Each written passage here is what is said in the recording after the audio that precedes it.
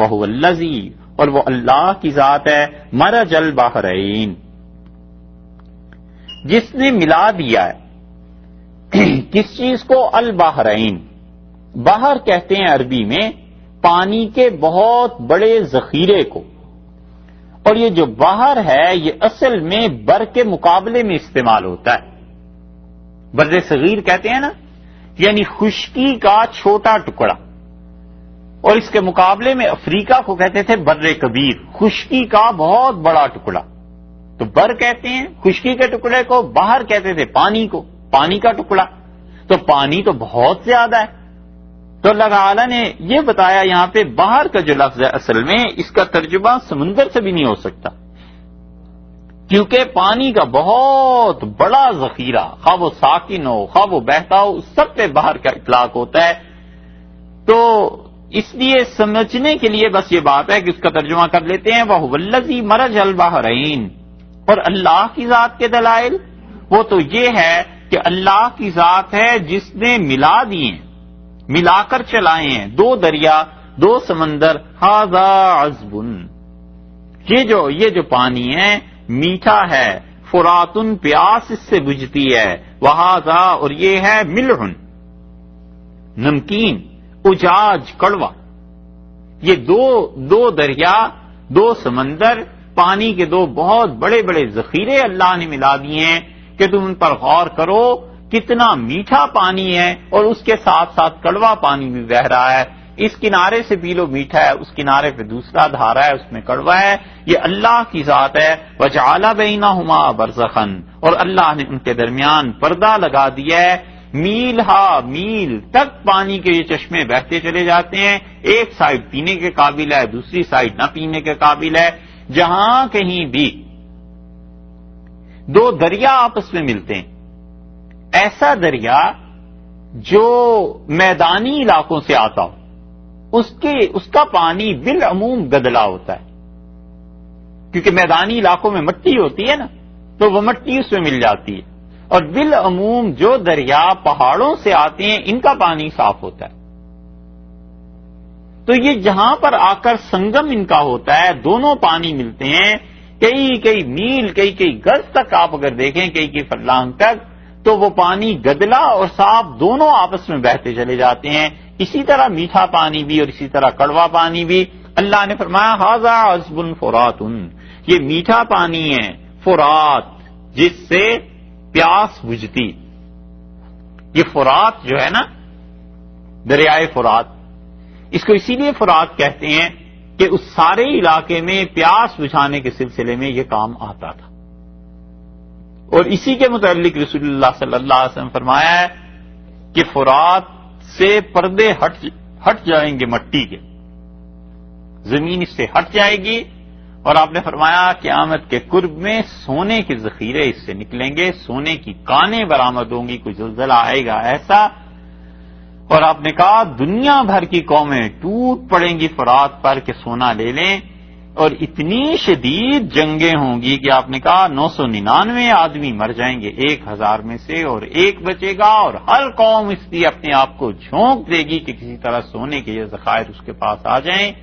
اور آپ نے کہا اگر تم میں سے کوئی ہو تو میں اسے نصیحت کرتا ہوں اس سونے کو نہ لینا، اس میں برکت ہی نہیں رہے گی. تو جو لے گا اس سے کیا حاصل کرے گا؟ وَھَذَا مِلْحٌ أُجَاجٌ، اور یہ وہ پانی ہے جو نمکین ہے، کڑوا ہے. یہ دونوں قسم کے پانی دنیا میں کئی جگہ پائے جاتے ہیں. اب تو آسان ہے، انٹرنیٹ پہ ان چیزوں پہ آپ دیکھ سکتے ہیں کہ پانی کا بہت بڑا ذخیرہ اوپر ہے اور وہ تلخ ہے، کڑوا ہے، اور اسی کے نیچے سمندر میں چشمے نکل رہے ہیں جو کہ میٹھے ہیں. کئی جگہ پر ایسے ذخیرے دریافت ہو گئے ہیں. جتنی یہ ترقی ہوتی جا رہی ہے سائنس کی اور ان چیزوں کی، اس میں سے بہت سی چیزیں ایسی ہیں جو اب واضح دلائل بنتے چلے جا رہے ہیں. اس زمانے میں کسی کے ہاں یہ تصور نہیں ہوگا جب قرآن نازل ہوا تھا، لیکن اب آہستہ آہستہ ان چیزوں کی تصدیق ہوتی جا رہی ہے. وَجَعَلَ بَيْنَهُمَا بَرْزَخًا، اور اللہ نے ان دونوں کے درمیان پردہ لگا دیا. اللہ تعالی نے ایسا قانون بنا دیا ہے کہ ایک پانی دوسرے پانی پر نہیں آ سکتا. دونوں ایک دوسرے کو تنگ نہیں کر سکتے. وَحِجْرًا مَحْجُورًا، اور اللہ نے یہ کیا ہے اس کو کہ اوٹ لگا دی ہے، اور اللہ نے یہ کیا ہے کہ اس میں رکاوٹ ڈال دی.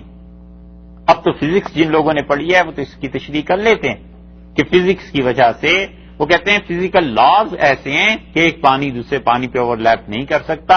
اللہ تعالیٰ نے آسان لفظوں میں اسے بیان کیا تاکہ لوگ اس چیز کو سمجھیں. یہ جو آخری لفظ آئے ہیں نا ہجرم مہجورا کے، یہ ذرا سی علمی بات ہے لیکن ہے یہ نفع کی چیز، اس لیے اسے چھوڑنا دشوار ہے.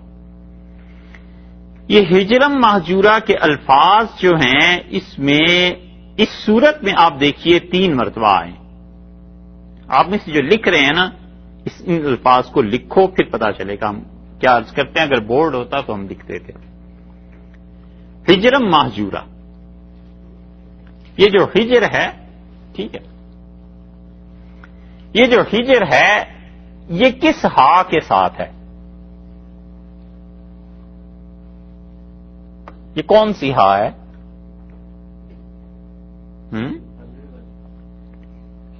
حلوے والی. کہتے یہی ہیں لیکن ہمیں بہت دیر بعد سمجھ آئی کہ حلوے میں بھی 2 ہوتی ہیں. ہتی، اسے اساتذہ ہمارے کہتے ہائے ہتی ہے، وہ تو بڑا علمی بات تھی. یہ حلوے والی ہا ہے نا ہجرم مہجورا میں، ٹھیک ہے. اس آیت اسی قرآن پاک میں آپ دیکھیے پہلی مرتبہ اسی صورت میں یہ لفظ آیا تھا 22ویں آیت میں.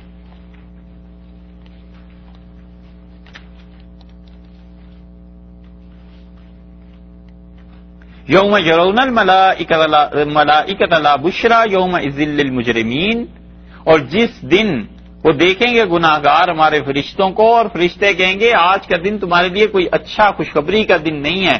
وَيَقُولُونَ ہِجْرًا مَحْجُورًا، اور وہ کہیں گے دور ہو جاؤ، کوئی رکاوٹ بن جاتی. یہ ہجرم مہجورا یہ کس آگے ساتھ ہے؟ بولتے نہیں ہیں، وہی اسی کے ساتھ ہے نا. یہ بھی لکھ لیجئے، یہ پہلی مرتبہ ہے، ٹھیک ہے. اچھا، یہی لفظ تیسری مرتبہ آیا ہے، بلکہ پہلی مرتبہ تو بھی آیا نا یہی 22 نمبر آیت میں، دوسری مرتبہ آیا ہے 30 نمبر آیت میں.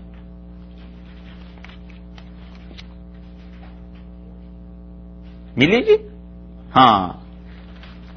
وقال الرسول، اور رسول اللہ صلی اللہ علیہ وسلم اللہ تعالی سے شکایت کریں گے کہ یا رب اے میرے پروردگار، ان قوم اتخذوا، اللہ یہ میری قوم ہے، اس نے ھذا القرآن مہجورا، اس قرآن کو چھوڑ دیا تھا مہجورا، جھک جھک سمجھ کے، فضول چیز سمجھ کے. یہ مہجور کس طرح ہے؟ ارے نہیں، 2 چشمی، 2 چشمی. امریکہ آ کے بہار کو بھول گئے. ٹھیک ہے سر، یہ 2 چشمی ہاں آئی ہے نا. یہاں دیکھیے کس آیت پہ تھے ہم؟ نہیں ہاں 52 جی. اچھا آپ کے یہاں بسم اللہ بھی شامل ہوگی نا، 53 ہو گئے. وَجَاهِدْهُمْ بِهِ جِهَادًا كَبِيرًا، اور ان سے جہاد کر، مقابلہ کر ان کا بڑے زور شور سے اس قرآن کو لے کے. یہاں جو جاہدہم نہیں، ہاں 53 تو آگے ہے. اچھا چلیے بسم اللہ نکال دیجیے. ہجرم مہجورا، یہاں جو ہجرم مہجورا آیا ہے یہ بھی پہلی طرح کا آیا ہے نا، ٹھیک ہے. فرق کیا ہے لفظ وہی مہجورا. ایک جگہ لکھا ہے ہا حلوے والی جو ہے ہتی، ہائے ہتی سے. دوسری مرتبہ یہ اگر 53 نمبر آیت دیکھیں اس میں بھی 2 جگہ پہ ایسے لکھا ہے، 22 نمبر میں بھی 53 نمبر میں بھی. اور 30 نمبر میں جو آیا ہے وہ 2 چشمی ہا کے ساتھ آیا ہے نا. اس کا فرق کیا ہے؟ اس کا فرق یہ ہے کہ یہ جو ہا ہے حلوے والی، یہ اس کے معنی اور ہیں. تھوڑا سے آپ کو یہ چیزیں دیکھنی پڑیں گی لیکن آپ سمجھیں گے تو انشاءاللہ یہ بہت جگہ پہ کام آ جاتی ہے بات. جن لوگوں نے قرآن پہ اعتراض کیے ہیں اس میں سے ایک اعتراض یہ بھی ہے، جو صحیح معنی میں انگریز لکھنے والے تھے ان کے ہاں تو ایک ایک شعبے میں پوری زندگی کی تحقیق ہو جاتی ہے نا، اور آخر پہ چل کے پتہ چلے پہنچ کے کہ کچھ نہیں تو بھی اسے تحقیقی شمار کرتے ہیں، اور ہے یہ قابل قدر بات۔ قرآن کے لکھنے پہ انہوں نے جو اعتراض کیا ہے اس میں سے ایک اعتراض یہ ہے، وہ کہتے ہیں کہ قرآن کسی پلان کے تحت نہیں لکھا گیا، جیسے جس کا جی چاہا تھا لکھ دیتے تھے، اس لیے تم دیکھو سورہ فرقان میں یہ 3 الفاظ ہیں، کوئی کسی طرح لکھا گیا، کوئی کسی طرح لکھا گیا، بہت سی صورتوں پہ ان کا اعتراض ہے، لیکن اس لیے اس کا جواب یہاں پر آپ کے سامنے رکھ رہے ہیں کہ یہ حقیقت اگر ذہن میں رہے تو پھر آدمی اس کتاب کو پڑھ کے متاثر نہیں ہوتا۔ یہ جو ہجر ہے نا، حلوے والی ہائے ہتی کے ساتھ، حجر کہتے ہیں اصل میں سخت پتھر کو، اور اس کی جمع آتی ہے احجار، حجارہ، پہلے پارے میں پڑھا تھا نا، وقودها الناس والحجارہ، اور اس جہنم کا ایندھن انسان ہوں گے اور پتھر ہوں گے۔ اور حجر اور تحجیر، تحجیر کہتے ہیں کسی جگہ کا احاطہ کر لینا حجر کے ساتھ۔ حجر کا مطلب پتھر، سٹون، حجر اسود، سیاہ پتھر، یہ یاد رہے گا، وہ حجر ہے نا، وہ اصل لفظ حجر ہے، لوگ بولتے ہیں نا ہجر اسود، تو ہجر اسود نہیں ہے، حجر اسود ہے۔ تو تحجیر پتھروں سے احاطہ کر لینا کسی چیز کا، تو عرب کہتے ہیں حجرتہ حجرن فہو مہجور، میں نے اس جگہ کا پتھروں کے ساتھ احاطہ کر لیا، پتھروں کی 4 دیواری پھیر دی، وہ زمین میری ہو گئی، وہ پتھروں والی زمین یعنی بند ہو گئی۔ قرآن میں اس کو دیکھیں آپ 14ویں پارے میں، وہاں یہ لفظ کیسے آیا ہے؟ سورہ حجر وہاں ہے، سورہ حجر میں ایک جگہ ہے، 14واں پارہ ہے، 15ویں سورت ہے۔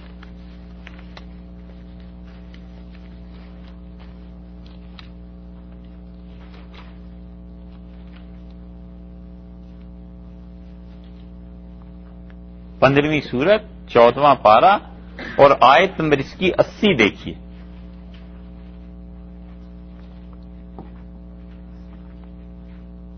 یہاں دیکھیے یہ لفظ کیسے لکھا ہے، ملی جی، پارہ نمبر 14 اور سورت نمبر 15 اور آیت نمبر 80۔ وَلَقَدْ كَذَّبَ أَصْحَابُ الْحِجْرِ الْمُرْسَلِينَ، اور جھٹلایا ہجر والوں نے رسولوں کو، انبیاء علیہ السلام کو۔ یہ ہجر والے جو تھے قوم سمود تھی، یہاں دیکھیں نا وہی ہاں لکھی ہے نا پہلے والی۔ اچھا 2-3 مثالیں آپ سے عرض کریں گے۔ سورہ فجر دیکھیے 30ویں پارے میں، سورہ فجر 89 نمبر ہے سورت کا، 30واں پارہ ہے، جہاں سے یہ شروع ہو رہی ہے 30ویں پارے میں سورہ فجر 89 جہاں سے شروع ہو رہی ہے وہاں سے بالکل دیکھیں۔ اللہ تعالی نے فرمایا والفجر، اور ہمیں قسم ہے فجر کی، ولیالین عشر، اور 10 راتوں کی، والشفع والوتر، اور طاق کی اور جفت کی، واللیل اذا یسر، اور اللہ کو قسم ہے رات کی جبکہ وہ آہستہ آہستہ چلتی رہتی ہے۔ حل فی ذالک قسم، کیا ان چیزوں میں قسم نہیں ہے، یا یہ ہے ان چیزوں میں پوری پوری قسم لذی ہجر، ان کے لیے جو ہجر والے ہیں۔ یہاں ہجر دیکھا ہے کیسے لکھا ہے، یہاں ہجر سے مراد عقل ہے، کیونکہ پتھر روک دیتے ہیں نا کسی چیز کو، اور عقل انسان کو احمقانہ حرکتوں سے، بے وقوفی کے کاموں سے روک دیتی ہے، اس لیے ہجر کہتے ہیں عقل کو عرب۔ حل فی ذالک قسم الذی ہجر، اور اس چیز میں پوری پوری قسم ہے ان لوگوں کے لیے جو ذی ہجر ہیں، عقل والے۔ دیکھا یہاں بھی ہجر کا جو لفظ ہے یہ اسی ہاتھ سے لکھا ہے نا، تو ہجر کا مطلب روکنا، پتھروں کی دیوار، کچھ اس طرح کرنا کہ اس میں پتھر آ جائیں، رک جائے وہ چیز. سورہ انعام دیکھیے، چھٹی سورت ہے.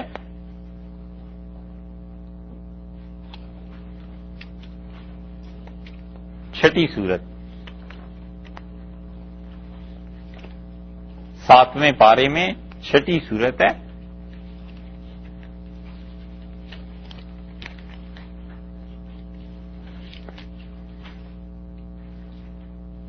ساتویں پارے میں چھٹی سورت ہے اور آیت نمبر 38 ہے اس کی.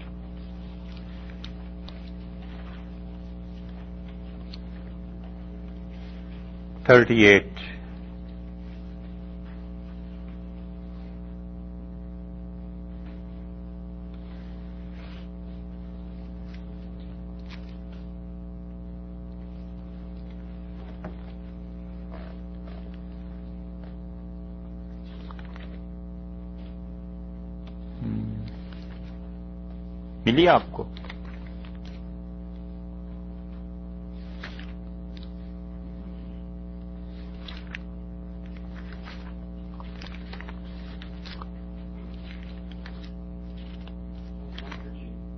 ون 138 کیا جی؟ ایک منٹ.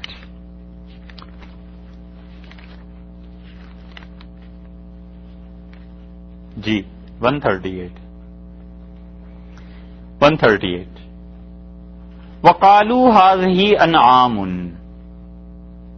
8واں پارہ آ گیا، بلکہ اب تو یہ پارہ 8 اور سورت نمبر 6 اور آیت نمبر 138.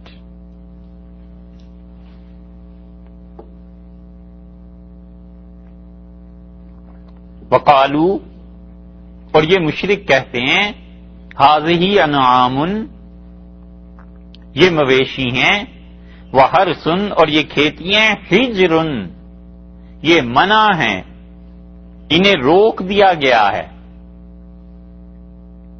انہیں منع کر دیا گیا ہے. کس چیز سے؟ لا یطعمها، انہیں کوئی نہیں کھا سکتا، الا من نشاء بزعمہم، مگر جس کو ہم اجازت دیں گے اپنے خیال کے مطابق وہی انہیں کھا سکتا ہے، اور کوئی نہیں. یہاں ہجر دیکھا، وہی ہا کے ساتھ آ گیا نا، ممانعت، پابندی کے معنی میں.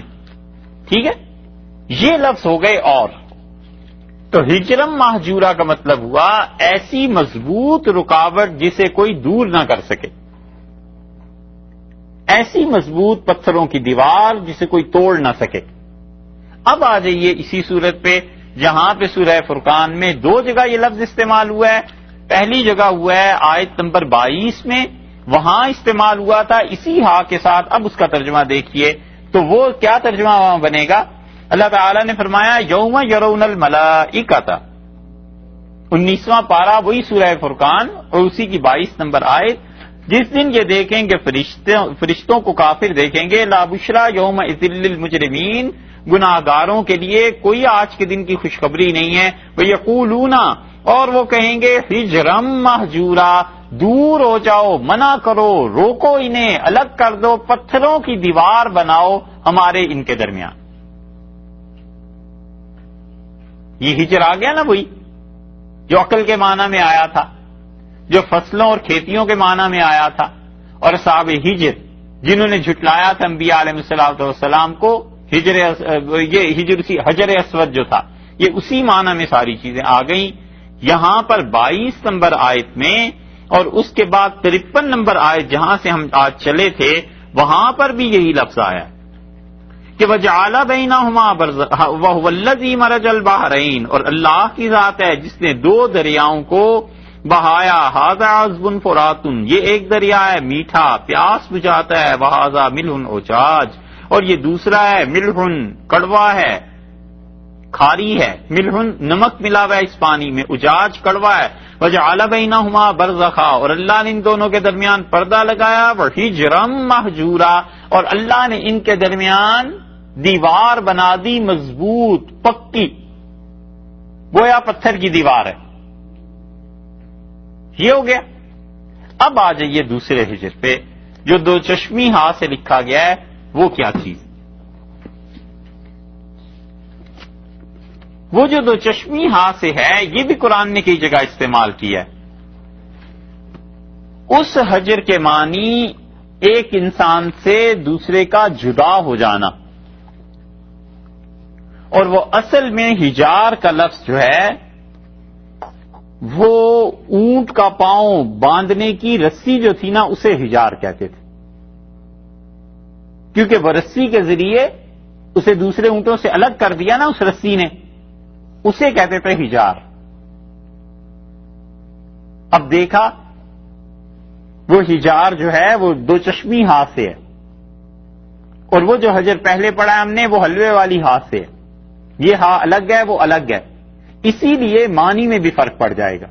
وہاں معنی آ گیا تھا رکاوٹ کا، دور کرنے کا، عقل کا، پتھر کا، ان چیزوں کا. یہاں کیا معنی بنتا ہے ابھی سامنے آتی ہے بات. تو حجار یا حجار اس رسی کو کہتے ہیں جس کو اونٹ کے پاؤں میں وہ باندھ دیتے تھے تو اس رسی کی وجہ سے دوسرے جانوروں سے الگ ہو جاتا تھا. اور حجیر، حاجرہ، دوپہر کا وقت، شدید گرمی کا زمانہ، کیونکہ لوگ سفر کو چھوڑ دیتے تھے.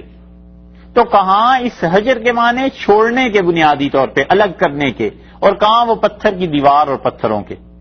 کتنا فرق ہے دونوں میں. حجیر کہتے تھے دوپہر کے وقت. حدیث میں آیا ہے رسول اللہ صلی اللہ علیہ وسلم کے ساتھ میں نکلا، اور اس سے ابوبکر رضی اللہ عنہ کہتے ہیں کہ وہ حجیر کا وقت تھا، یعنی شدید دوپہر تھی، شدید گرمی تھی، اس وقت میں ہم نکلے. اس کو اگر آپ دیکھیں چھوڑ دینا کے معنی میں، تو اس کی بھی مثالیں دیکھیے قرآن میں. دو تین مثالیں اس کی عرض کرتے ہیں آپ سے. سورہ نساء میں 4 سورت ہے، 5واں پارہ ہے،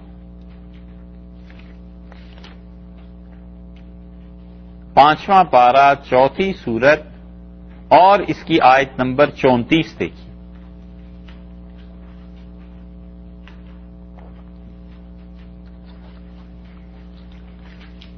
الرجال قوامون علی النساء،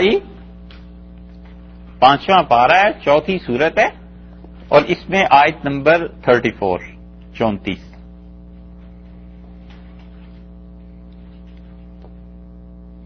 مردوں کو قوام بنایا عورتوں پہ، بما فضل اللہ بعضهم علی بعض، اس لیے کہ اللہ نے ایک پر دوسرے کو فضیلت دی ہے، وبما انفقوا من اموالہم، اور اس وجہ سے کہ مرد اپنے مال خرچ کرتے ہیں خواتین پہ.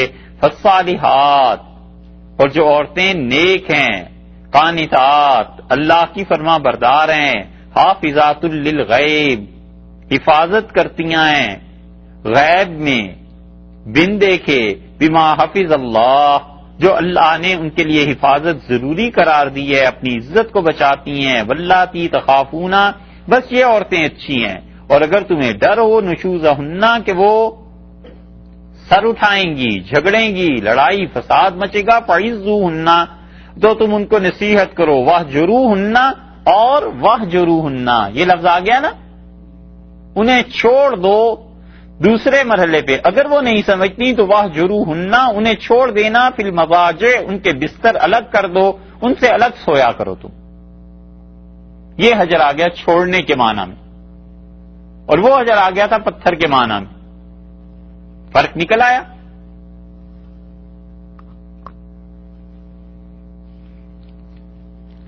ایک اور مقام دیکھیے، سورہ مزمل ہے 29ویں پارے میں.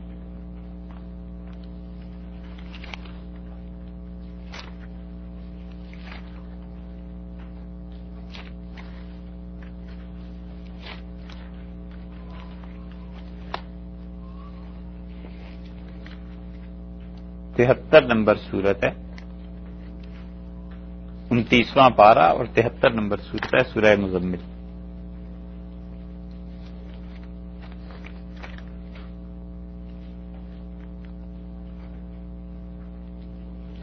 آیت نمبر 10 ہے.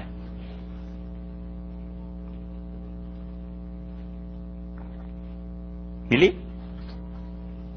29واں پارہ 73 نمبر سورہ مزمل اور آیت نمبر 10. اللہ تعالیٰ میں وَاصْبِرْ عَلَىٰ مَا يَقُولُونَ، اور سہتا رہ، جو کچھ کہتے ہیں یہ لوگ آپ سہتے رہیے، وَاهْجُرْهُمْ هَجْرًا جَمِيلًا، اور چھوڑ دیجئے ان کو بھلی طرح چھوڑنا، یعنی کافروں سے جو الگ بھی ہونا ہے تو لڑائی بھڑائی کر کے الگ نہیں ہونا، ان کو بھی اچھی طریقے سے الگ ہونا ہے، آرام سے اپنی سائٹ پہ آ جائیے، لڑنا بھیڑنا نہیں ہے۔ یہ دیکھا وَاهْجُرْهُمْ هَجْرًا، یہ دو چشمی یہاں سے آ گیا نا، دیکھا چھوڑنے کے معنی میں، یہ دو مثالیں دی۔ اچھا، مہاجر کا لفظ آیا ہے قرآن میں کئی جگہ، وہ آپ خود دیکھ لیجئے گا، اس لیے کہ ہجرت میں اس نے اپنے وطن کو چھوڑ کے دوسری جگہ آیا، یہ بھی اسی کی مثال ہے۔ اور اسی سے ایک لفظ بنا ہے حجر، حجرہ جو ہے وہ چھوڑ دینا، ترک کر دینا، اور حجر اسی دو چشمی ہا کی پیش سے، اس کا معنی ہے فضول، فضول بات کرنا، پاگل پنے میں، بکنے کے معنی میں، بکواس کرنا، بیکار باتیں کرنا، گالیاں دینا، فحش باتیں کرنا، یہ سارا حجر کا لفظ اس کے لیے استعمال ہوتا ہے۔ اسی لیے عرب کہتے ہیں کہ لا تقولوا حجرن، گالیاں مت دو، فحش باتیں مت کرو۔ اور قرآن پاک میں بھی ایک جگہ یہ لفظ آیا ہے کہ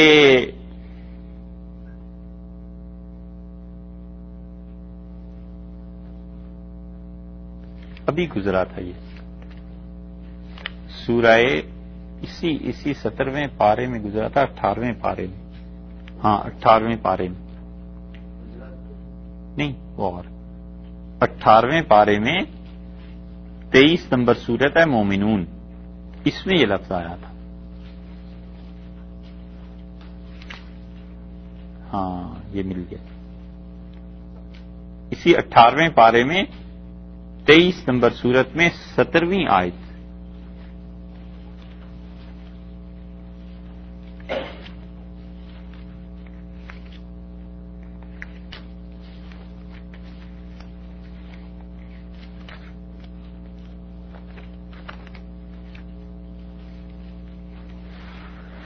نہیں 17 نمبر آیت میں نہیں ہے،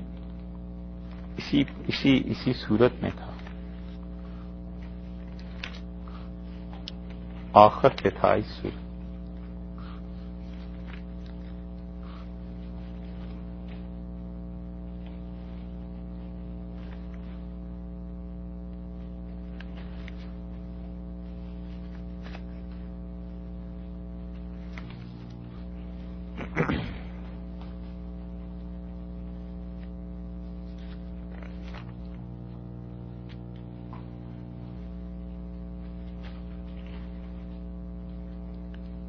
سڑسٹھ نمبر آیت دیکھیے، یہاں آیا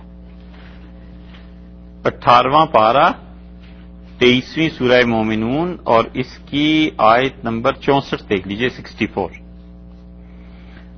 اللہ تعالی نے فرمایا حتی اذا اخذنا مترفیہم، یہاں تک کہ جب ہم نے پکڑا کافروں کے ان لوگوں کو جو بڑے آسودہ حال، بڑی اچھی زندگی بسر کر رہے تھے، بالعذاب، خدا کا عذاب آیا، اذا ہم یجأرون، تو یہ چلانے لگے، لا تجأروا اليوم، ہم نے کہا چلاؤ نہیں، انکم منا لا تنصرون، تمہیں ہماری طرف سے کوئی مدد نہیں آج پہنچے گی، قد کانت آیاتی تتلا علیکم، اور میری آیتیں، یہ قرآن تمہیں سنایا جاتا تھا تو تم کیا کرتے تھے؟ 3 حرکتیں کرتے تھے، فکنتم علی اعقابکم تنکسون، ایک تو تم ایڑیوں کے بل پھر جاتے تھے، الٹا ہو کے بھاگتے تھے، مستکبرین، دوسرے اس قرآن کو نہیں سنتے تھے کیونکہ تمہیں بہت ناز، فخر، غرور تھا اپنے آپ پہ،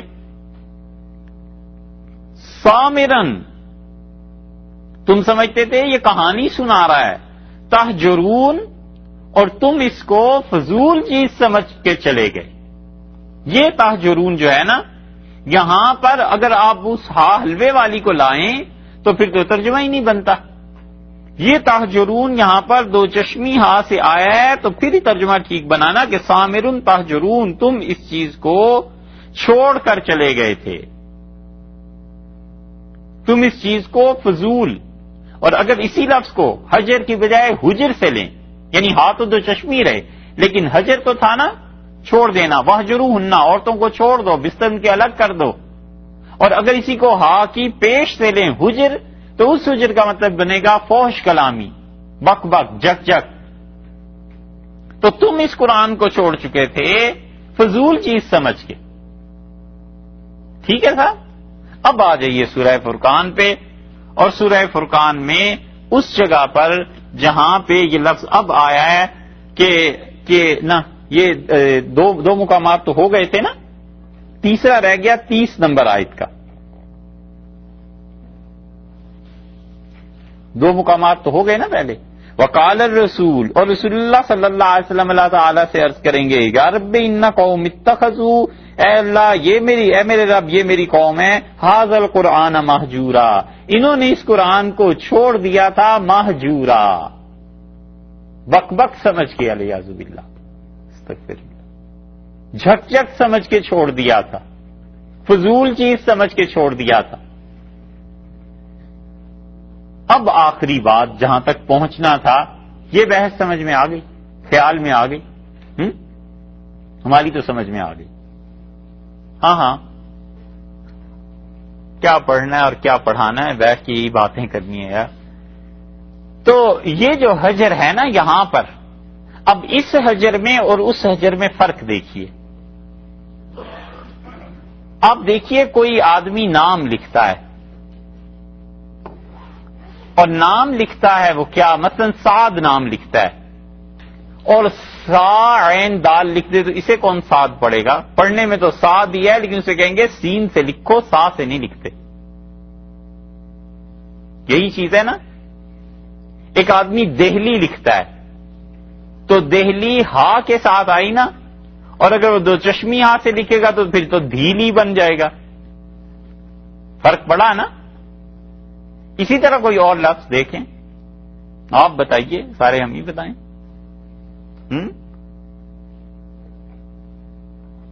حیدرآباد ہی دیکھ لیجئے، ہاں وہ تو صاحب آنا ہی ہے. اس ہا کے ساتھ اگر کوئی حیدرآباد لکھنا شروع کر دے، فرض کر لو دو چشمی ہا کے ساتھ، تو وہ حیدر صاحب کی تو روح تڑپ اٹھے گی کہ ارے ظالموں یہ کیا کرتے ہو، ایک یہی تو رہ گیا تھا میرا نام حیدرآباد میں، اسے بھی خراب کیا.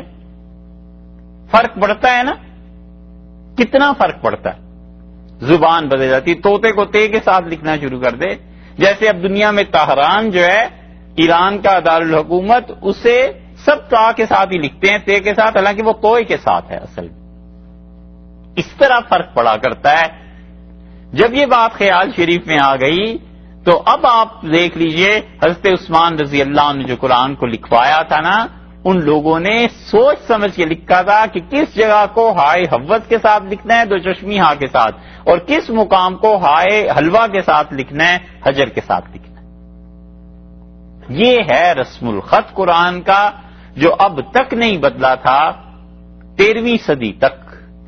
اور اب جو اس کے بعد کاتب آئے وہ ان پڑھ لوگ تھے، انہوں نے ہائے حوض کو ہائے ہتی لکھا اور ہائے ہتی کو ہائے حوض لکھا. دو چشمی ہے کہیں جی چاہ تو وہ لکھ گئے، ہاں کوئی اور لکھ گئے، انہیں پتہ ہی نہیں چلا کہ کتنا بڑا فرق ترجمے میں پڑ جائے گا. اس لیے حیدرآباد میں جب یہ بات اٹھی تھی تو اس وقت ان لوگوں نے 1920 کے قریب قرآن پاک لکھوایا تھا اس اصل رسم الخط میں جو ترکوں کا تھا اور حضرت عثمان رضی اللہ عنہ کا تھا، کیونکہ کچھ کاتبوں نے گڑبڑ کر دی تھی. اب وہ نسخہ کہاں گیا، کہاں ملتا ہے، اس کا تو علم نہیں، لیکن آدمی اگر پڑھا لکھا ہو تو وہ فوراً سمجھ جاتا ہے کہ یہاں پر یہ غلطی اس نے کر دی ہے. ہاں ایسے نہیں، ایسے لکھنی تھی. جیسے بسم اللہ ہے، بسم اللہ میں سین کی بجائے کل کو کوئی صاد کے ساتھ لکھنے لگے، پہلے پارے میں لکھا ہوا بسم اللہ الرحمن الرحیم، تو آپ کو فوراً سمجھ آ جائے گی کہ یار یہاں تو سین تھا، صاد کیوں اس نے لکھ دیا. اب وہ ہزار گئے کہ جی ان کی آواز تو اس کی، تو وہ تو گئے کاریوں کی طرح نہ پڑھو جی، بس ٹھیک ہے سین پڑھ لیا کرو، صاد پڑھ لیا کرو. بات غلط ہے. یہ ہے وہ وجہ، رسم الخط پر غور کرنا چاہیے. اور اب تک رسم الخط جو سیدنا عثمان رضی اللہ عنہ نے لکھوایا تھا امت میں محفوظ رہا ہے. اور اسی لیے اب بھی جو محتاط قاری ہیں اور قرآن پاک پڑھنا پڑھانا اس کی تلاوت ان کا مشغلہ رہتا ہے، وہ لفظ دیکھتے ہی کہہ دیتے ہیں کہ یہ لفظ ایسے نہیں ایسے. اب یہاں پر دیکھ لیں اللہ تعالی نے فرمایا ہے کہ ہجرم مہجورا وجعل بینہما، اور اللہ نے ان دونوں کے درمیان کی، یہ اس سے پچھلا لفظ دیکھ لیں، وہذا ملح اجاج، اور یہ کھارا پانی ہے، نمک والا ہے، اجاج کڑوا ہے. اب اجاج یہاں پر کوئی عین سے اگر لکھ دے تو پھر، اور اس سے پہلے ملحن کا لفظ ہے تو اس ملحن کو دو چشمی ہاتھ سے لکھتے تو یہ غلط ہو جائے گا. اس لیے ہم کہتے ہیں کہ جن گوروں نے اس پہ اعتراض کیا ہے مستشرقین نے، انہیں پتہ ہی نہیں ہے کہ روٹ کے اعتبار سے یہ لفظ ہی اور ہے وہ لفظ ہی اور ہے، لکھنے والوں نے صحیح لکھا ہے.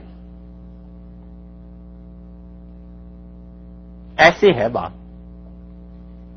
جیسے انگلش میں بھی کئی لفظ ہیں جس میں آ کی جو آواز ہے آئی سے بھی پیدا ہو جائے گی اور اے سے بھی پیدا ہو جائے گی، تو اب کوئی کہ اس کو چینج کرتے ہیں تو کوئی چینج نہیں کرتا، کہتے ہیں اس کے سپیلنگز یہی ہیں. ہر زبان میں ہوتا ہے. یہ ہے ان کی بات کا جواب بھی. اور حضرت عثمان رضی اللہ عنہ نے جو کام کیا ہے، اور ان سے پہلے حضرت بکر رضی اللہ عنہ جو قرآن کو جمع کروایا ہے اور ان لوگوں نے لکھوایا ہے، حضرت عثمان رضی اللہ عنہ نے اس رسم الخط میں یہ الفاظ ایسے ہی تھے، اب تک ایسے ہی چلے آ رہے ہیں. اتنی امت نے حفاظت کی ہے قرآن کی. اللہ تعالیٰ نے فرمایا وجعل بینہما برزخا وحجرا مہجورا، اور اللہ تعالیٰ نے کیا کیا ہے، وہ تو اس نے ان دونوں پانیوں کو پیدا کیا اور ان دونوں کے درمیان آڑ اللہ نے بنا دی. اور وہ جو آڑ ہے ایسی بنی ہوئی ہے کہ وہ مضبوط ہے، وہ الگ الگ ہیں، اوٹ ہے، روک ہے، رکاوٹ ہے، ایک پانی دوسرے پانی میں نہیں مل سکتا. وَهُوَ الَّذِي، اور وہ اللہ کی ذات ہے. یہ بات کچھ کلیئر ہوئی؟ ٹھیک ہے جی. یہ آپ کو اس وقت زیادہ کام آئے گی جب قرآن کے رسم الخط پہ جو کتابیں لکھی گئی ہیں اس کو جب آپ پڑھیں گے انشاءاللہ تو پھر خیال میں آئے گا کہ اچھا الفاظ کی یہ بحث. وَهُوَ الَّذِي، اب ایک اور مثال ایسی خیال میں آ گئی، بسم اللہ. اس بسم اللہ کو اگر کوئی با الف سین میم ایسے کر کے لکھے نا یہ جائز نہیں. با کو سین کے ساتھ جوڑ کے لکھے گا بسم اللہ یہ جائز ہے، اور درمیان میں الف اگر لگا دے تو یہ چونکہ خط عثمانی کے خلاف ہے اس لیے جائز نہیں. بہت سی ایسی مثالیں. رحمان، یہ غلطی دیکھو عام طور پہ رحمان کو خط عثمانی رضی اللہ عنہ میں رحمان کو کھڑی زبر کے ساتھ لکھا گیا تھا، ویسے ہی لکھنا چاہیے. رحمان کے بعد میم کے بعد الف لگا دیتے ہیں نا، یہ چیز درست نہیں. کیوں درست نہیں ہے؟ اس لیے کہ صحابہ رضی اللہ عنہ نے ایسے نہیں لکھا. خط کی بھی پابند ہے زبان، قرآن نے عربی کا ایک سٹینڈرڈ قائم کر کے اسے باندھ دیا. یہ ہے چیز.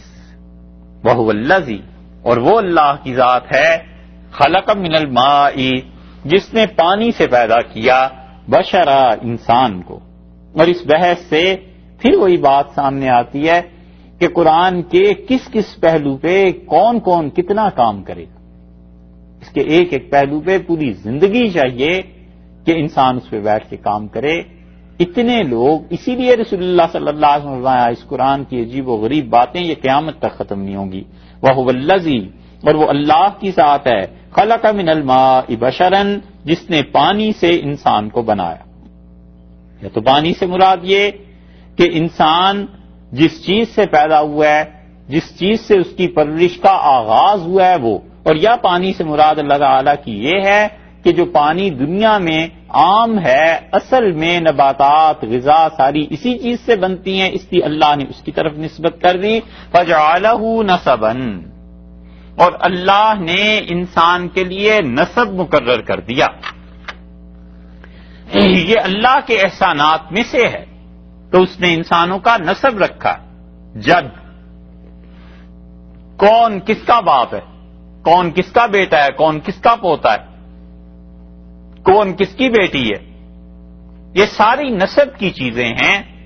اور اگر انسانوں کا نسب نہ رہے تو پھر کوئی ذمہ داری اس بچے کی اٹھانے کے لیے تیار نہیں ہے. اس لیے اللہ نے اپنے احسانات میں سے گنا ہے کہ تمہارے باپ دادا پردادا یہ باقاعدہ نکاح کا جو سلسلہ ہے اور نسب مقرر کیا ہے، یہ خدا کا بہت بڑا احسان ہے تم پر. اور اس کے مقابلے میں آپ ان سوسائٹیز کو دیکھ لیں جہاں پہ ماؤں کو پتہ ہی نہیں کہ اس کا باپ کون ہے، اور اتنی زیادہ یہ چیز عام ہو گئی کہ حتیٰ کہ انہیں اپنے پاسپورٹ اور ڈاکومنٹ سے کسی کے باپ کا نام نکلوانا پڑا کہ ہمارے معاشرے میں ایسے ناجائز بچوں کی تعداد اتنی زیادہ ہے. آج اسٹیٹ اس رسپانسبلٹی کو چھوڑ دے اور کہے کہ ہم ان بچوں کے پرورش کے ذمہ دار نہیں ہیں، تو کتنا بڑا طوفان مچے اور کتنے ہزاروں لاکھوں کی تعداد میں خواتین اور بچے در بدر ہو جائیں. یہ تو حکومتیں ہیں جنہوں نے ذمہ داری لی ہے، اور پھر ان پر اکانومی کا بوجھ پڑتا ہے. اس اکانومی کے بوجھ کو سنبھالنے کے لیے وہ دنیا میں کیا کیا حرکتیں کرتے ہیں تاکہ پیسے آتے رہیں اور ہمارے ہاں ان بچوں کے لیے ادارے قائم ہوں، یہ ساری چیزیں چلیں سسٹمیٹیکلی. یہ سب چیزیں ایک دوسرے سے انٹر لنک. اللہ نے یہ اسٹیٹ کی ذمہ داری نہیں رکھی. اللہ نے کہا ہے نسب کی حفاظت خود کرنی ہے، اور نسب کی جب حفاظت کرے گا کوئی بھی اور نسب کی حفاظت کا قائل ہوگا تو وہ آدمی طبعی طور پر بدکاری سے حرام کام سے نفرت کرے گا، کیونکہ اسے پتا ہے کہ آج میں کر رہا ہوں کل میرے ہاں بھی ایسے ہی ہوگا. کچھ پتا نہیں چلے گا کہ کون بچہ کس کا ہے اور کون کس کا باپ. نسب کی حفاظت ضروری ہے. اسی لیے جو کسی کے نسب کے معاملے میں دخل دیتا ہے تو طبیعی بات ہے کہ انسان کو غیرت آتی. یہ غیرت صرف نکاح ہی میں نہیں، حتیٰ کہ ہے تو ایسی فضول بات، لیکن یہاں پورے اب بر اعظم میں، یورپ میں، امریکہ میں، جہاں جہاں بھی دنیا میں، آسٹریلیا میں گرل فرینڈز ہیں نا، کئی لوگ ایسے ہیں جن کو پتا چل جائے کہ میری گرل فرینڈ کسی اور کے ساتھ ہے اور وہ اس کے ساتھ ہے تو اس کو بھی غصہ آتا ہے. یہی غصہ، اسی کو غیرت کہتے ہیں. اسی کی وجہ سے نسب کی حفاظت ضروری قرار دی گئی ہے کہ آدمی کے لیے اور عورت کے لیے جب متعین ہو گیا کہ لاکھوں میں سے کروڑوں افراد میں سے یہ اس کا شوہر ہے اور یہ اس کی بیوی ہے، تو اس نے آپس میں معاہدہ کر لیا دونوں نے، میاں بیوی نے، کہ وہ اپنے تعلقات کے لیے کہیں اور رجوع نہیں کریں گے، اپنی خواہشات کی تسکین کے لیے کہیں نہیں جائیں گے. اسی لیے اللہ تعالی نے فرمایا وَقَدْ أَفْضَىٰ بَعْضُكُمْ إِلَىٰ بَعْضٍ، اور تم ایک دوسرے کا جسم ایک دوسرے کے حوالے کر چکے ہو. میثاقاً غلیظا، تم نے بڑا پکا عہد و پیمان باندھا ہے، خبردار طلاق اتنی جلدی نہ دینا، اس عہد و پیمان کو نہ توڑنا. واتقوا اللہ الذی تساءلون بہ، ڈرو اس رب سے جس کا نام لے کے تم سوال کرتے ہو. اور تم سوال کرتے ہو کس کا؟ رشتے کا. اللہ کے نام پہ رشتہ مانگنے جاتے ہو بیویوں کے لیے، اور اللہ ان چیزوں پر گواہ ہے. تو نسب کی حفاظت وہ ضروری ہے.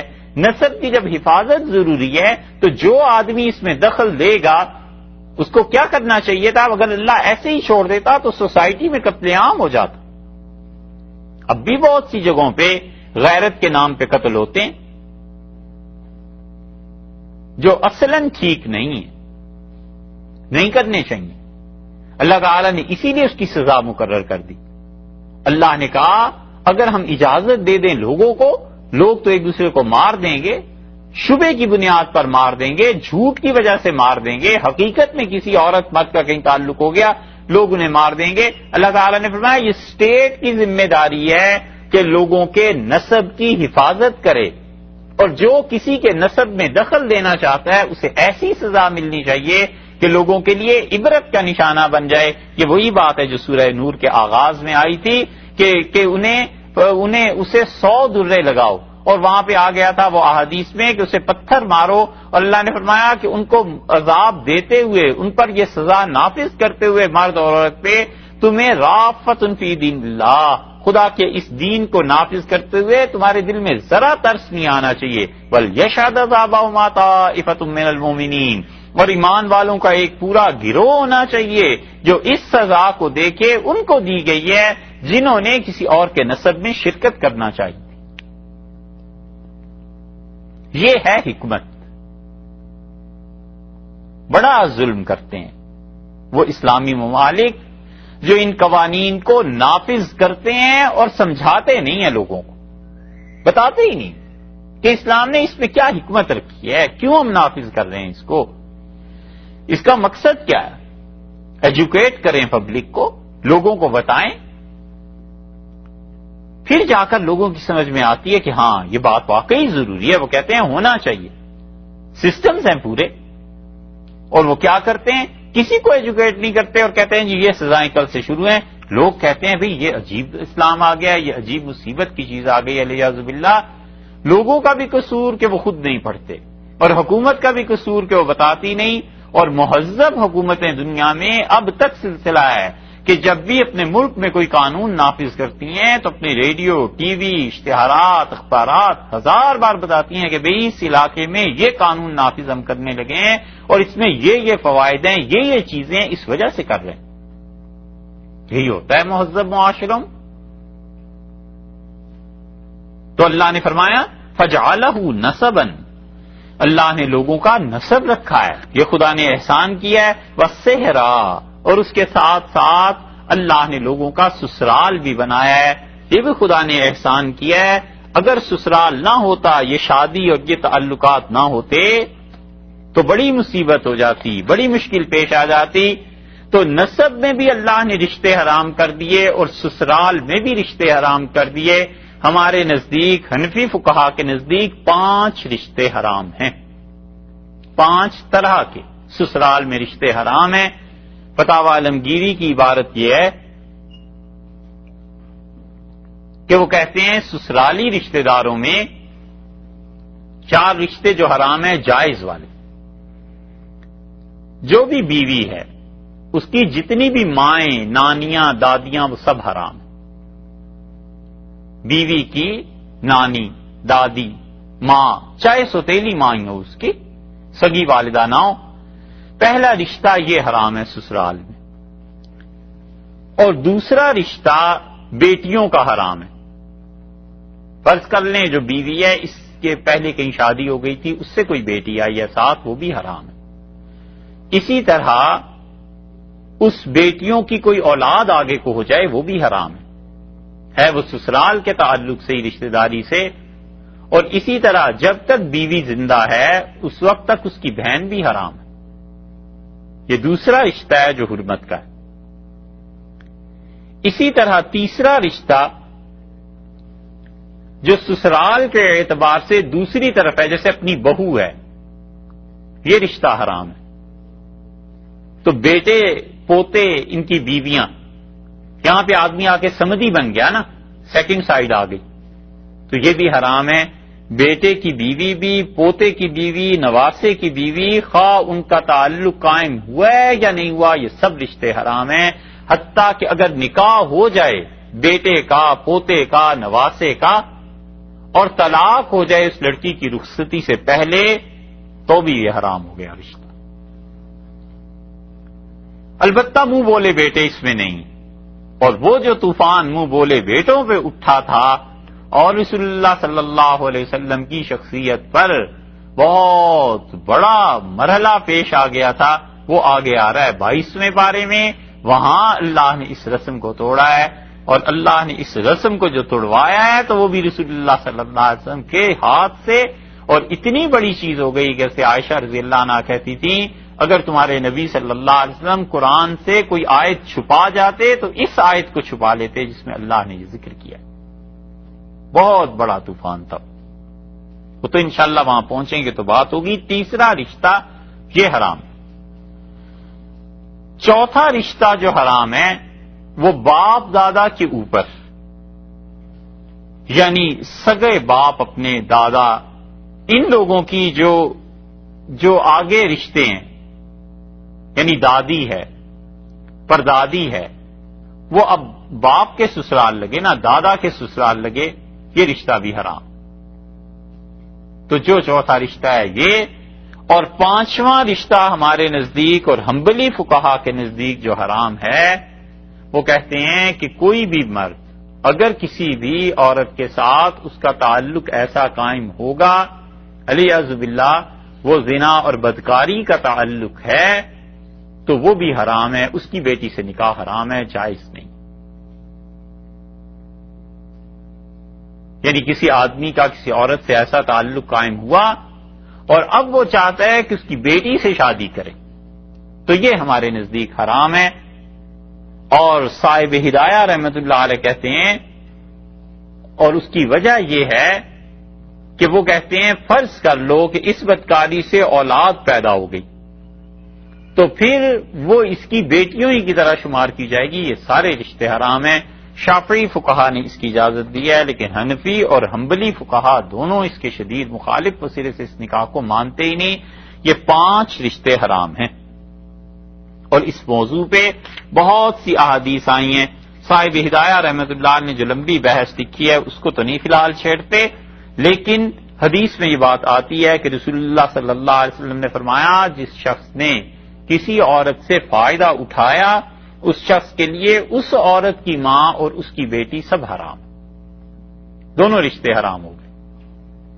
حضرت عمران رضی اللہ عنہ کی روایت آتی ہے، اور حضرت عمران رضی اللہ عنہ نے کہا کہ رسول اللہ صلی اللہ علیہ وسلم نے فرمایا جو شخص اپنی بیوی کی والدہ سے تعلقات قائم کرے اپنی ساس سے تو اس کی بیوی اس پہ حرام ہو جائے گی، اس لیے کہ اب وہ ایک طرح سے اس کی بیٹی کے حکم میں آ گئی نا، تو یہ رشتے اتنے نازک ہیں کہ سب جگہ پہ حرمت آ جائے گی۔ اور عبداللہ ابن مسعود رضی اللہ عنہ نے کہا کہ اللہ اس شخص کی طرف رحمت کی نظر سے نہیں دیکھتا جو چاہے کہ اس کی ماں بھی اس کے نکاح میں رہے اور اس کی بیٹی بھی اس کے نکاح میں رہے، تو ماں اور بیٹی کو دونوں کو اس سے جمع کر لیا، چاہے وہ بدکاری میں علیہ باللہ جمع کرے وہ تو گناہ ہے ہی ہے، اس سے بھی شدید گناہ یہ ہے کہ اس نے ماں بیٹی کو جمع کر دیا، اور نکاح تو خیر سرے سے ہوگا ہی نہیں۔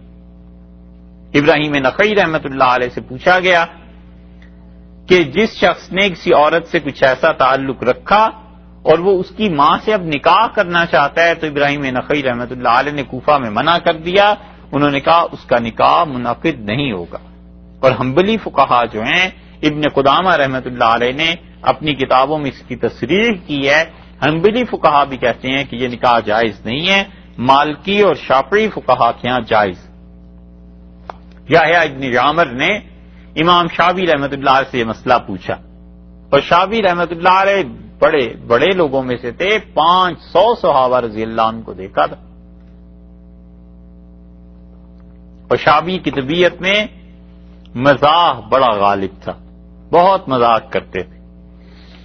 شافعی رحمت اللہ علیہ عامر الشابی، عامر ان کا نام تھا، اور وہ ایک مرتبہ بیان کر رہے تھے حدیث، تو حضرت عبداللہ ابن عمر رضی اللہ عنہ نے کہا، انہیں دیکھ کے کہنے لگے جو واقعات بیان کر رہا ہے شابی، میں اس موقع پہ رسول اللہ صلی اللہ علیہ وسلم کے ساتھ ہی تھا اس جنگ میں، لیکن اللہ کی قسم میں نے وہ دیکھا ہے، میں ایسے بیان نہیں کر سکتا جتنا یہ اچھا بیان کر رہا ہے۔ صحیح بخاری میں آیا ہے، عامر الشابی رحمت اللہ نے کسی شاگرد کو حدیث سنائی اور کہنے لگے بچے مفت میں لے جا، اتنے سے ٹکڑے کے لیے ہم تو کوفہ سے مدینہ منورہ سفر کیا کرتے تھے، تب جا کے حاصل ہوتا تھا، تو مفت میں لے جا۔ شافعی رحمت اللہ علیہ سے یحییٰ بن یعمر نے کہا کہ کوئی حرام کام کسی حلال چیز کو حرام کیسے کر سکتا ہے؟ نکاح تو جائز تھا، اس نے غلطی کی تو یہ حرام کام نے حلال اور جائز کو کیسے حرام کر دیا؟